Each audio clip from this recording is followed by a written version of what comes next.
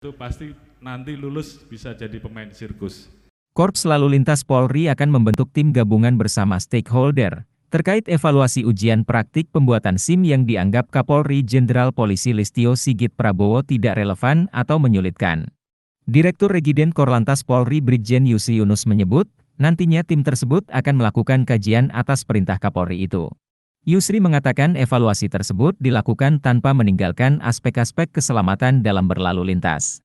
Nantinya, lanjut Yusri, dalam kajian tersebut akan dibahas terkait yang dianggap menyulitkan dalam ujian praktik pembuatan SIM tersebut akan dihilangkan atau diperbaiki. Candaan Kapolri yang lulus ujian praktik jadi pemain sirkus. Kapolri Jenderal Polisi Listio Sigit Prabowo menyoroti soal ujian praktik pembuatan surat izin mengemudi yang sulit. Hal ini dikatakan Listio saat memberikan arahan dalam upacara wisuda program pendidikan ilmu kepolisian di Sekolah Tinggi Ilmu Kepolisian, Rabu, 21 Juni 2023.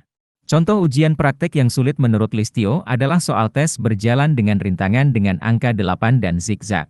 Lebih lanjut, Listio berseloroh jangan sampai ketika rintangan yang sulit tersebut bisa dilalui oleh pembuat SIM, akan membuat pengendara seperti pemain sirkus. Di sisi lain, Listio juga mengatakan pihaknya untuk mempermudah ujian praktek pembuatan SIM tersebut untuk menghindari adanya pungutan liar.